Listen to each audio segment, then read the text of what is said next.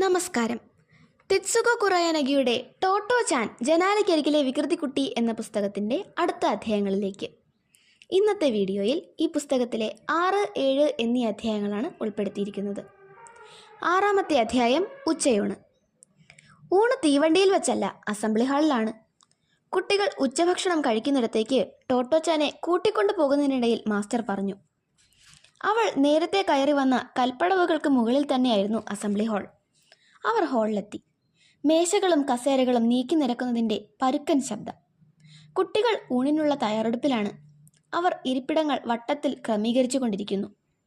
ടോട്ടോ ചാൻ മാസ്റ്ററോടൊപ്പം വിശാലമായ ഹാളിൻ്റെ ഒരു കോണിലേക്ക് മാറി നിന്നു. അവൾ ശ്രദ്ധിക്കുകയായിരുന്നു. ബാക്കി കുട്ടികളൊക്കെ എവിടെയാ? മാസ്റ്ററുടെ നീളം ഷർട്ടിൻ്റെ തുഞ്ചത്ത് പിടിച്ചു വലിച്ചുകൊണ്ട് അവൾ സംശയം പ്രകടിപ്പിച്ചു. എല്ലാവരും ഉണ്ടല്ലോ, മാസ്റ്റർ പ്രതിവചിച്ചു. എല്ലാവരുമോ? അവൾ അത്ഭുതം കൂറി. പഴയ സ്കൂളിലാണെങ്കിൽ ഒരു ഡിവിഷനിൽ തന്നെ ഇത്രയും പേരുണ്ടാവും.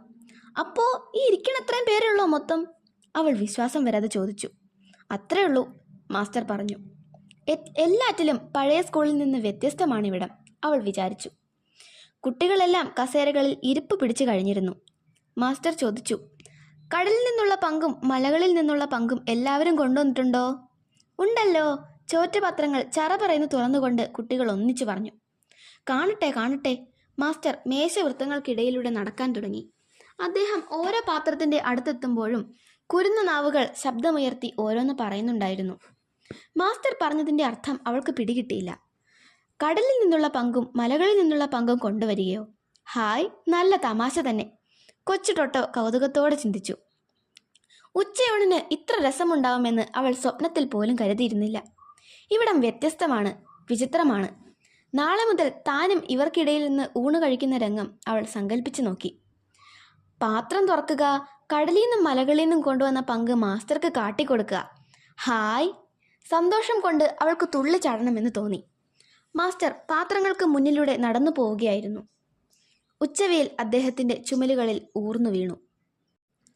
7-ാമത്തെ അധ്യായം വിദ്യാരംഭം. ടോട്ടോ ചാൻ, ഇനി നീ ഈ സ്കൂളിലെ കുട്ടിയാണ് കേട്ടോ. മാസ്റ്ററുടെ ഈ വാക്കുകൾ കേട്ട നിമിഷം മുതൽ എങ്ങനെയെങ്കിലും അടുത്ത പ്രഭാതം ഇങ്ങെത്തിയാൽ മതിയെന്നായി അവൾക്ക്. ഒരു പകലിന് വേണ്ടി ഇത്രയേറെ ആഗ്രഹത്തോടെ ഇന്നേ വരെ കാത്തിരുന്നിട്ടില്ല. സാധാരണയായി രാവിലെ ടോട്ടോ ചാനെ കിടക്കപ്പായിൽ നിന്ന് എഴുന്നേൽപ്പിക്കൽ അമ്മയുടെ ശ്രമകരമായ ജോലിയാണ്. പക്ഷെ അന്നേ ദിവസം മറ്റാരേക്കാളും മുൻപ് അവൾ ഉണർന്നു കഴിഞ്ഞു. വളരെ വേഗം പ്രഭാതകൃത്യങ്ങൾ കഴിച്ച് പുത്തൻ കുപ്പായമിട്ട് സ്കൂൾ ബാഗ് പിന്നിൽ തൂക്കി അവൾ തയ്യാറായി നിന്നു. റോക്കി സംശയത്തോടെ നോക്കി. ആ വീട്ടിലെ അംഗങ്ങളിൽ വെച്ച് ഏറ്റവും കൃത്യനിഷ്ഠയുള്ളത് അവനാണ്. അവൻ ജർമ്മൻ ഷെപ്പേർഡ് ഇനത്തിൽപ്പെട്ടതാണ്. കൊച്ചു ടോട്ടോയുടെ ഒരുക്കങ്ങൾ അവന് അസാധാരണമായി തോന്നി. മൂരി നിവർന്ന് കൗതുകം കൂറുന്ന കണ്ണുകളുമായി അവൻ അവളെ ഒരുമ്മി നിന്നു. അമ്മയ്ക്ക് നിന്നു തിരിയാൻ നേരമില്ലായിരുന്നു. അവൾക്ക് പ്രാതൽ നൽകി. അതിനിടയ്ക്ക് കടലിൽ നിന്നും മലകളിൽ നിന്നുമുള്ള വിഭവങ്ങൾ അടങ്ങിയ ചോറ്റുപാത്രം തയ്യാറാക്കി. തീവണ്ടിയിലേക്കുള്ള പാസ് ഒരു പ്ലാസ്റ്റിക് കവറിനുള്ളിൽ നിക്ഷേപിച്ച് നഷ്ടപ്പെടാതിരിക്കത്തക്കവണ്ണം ഒരു ചരടിൽ തൂക്കി അവൾ കഴുത്തിലിട്ടു. അനുസരണം കെട്ട തൻ്റെ തലമുടിയിൽ വിരലോടിച്ചുകൊണ്ട് അച്ഛൻ പറഞ്ഞു. എൻ്റെ മോള് മിടുക്കിയാവണം കേട്ടോ. പിന്നെന്താ? ടോട്ടോ ചാൻ നല്ല ഉന്മേഷത്തിലായിരുന്നു. അവൾ ഷൂസ് കാലിൽ തിരികെ കയറ്റി വാതിൽ തുറന്ന് മുറ്റത്തേക്കിറങ്ങി പെട്ടെന്ന് പിന്നിലേക്ക് തിരിഞ്ഞു നിന്ന് തല കുനിച്ച് വന്ദിച്ചു. പതിഞ്ഞ സ്വരത്തിൽ അവൾ പറഞ്ഞു, ബൈ ബൈ. ടോട്ടോ ചാൻ പുറത്തേക്ക് നടന്നു. അമ്മ വാതിൽക്കൽ നിൽക്കുകയായിരുന്നു. അവർ ആലോചിച്ചു. കൊച്ചു ടോട്ടോ എന്തൊതുക്കമുള്ളവളായിരിക്കുന്നു. എത്ര ഉന്മേഷത്തോടെയാണ് അവൾ പോകുന്നത്. അവളെ പള്ളിക്കൂടത്തിൽ നിന്ന് പുറത്താക്കിയത് അല്പം മുൻപായിരുന്നു എന്ന് വിശ്വസിക്കാനാവുന്നില്ല. അവരുടെ കണ്ണുകൾ നിറഞ്ഞു.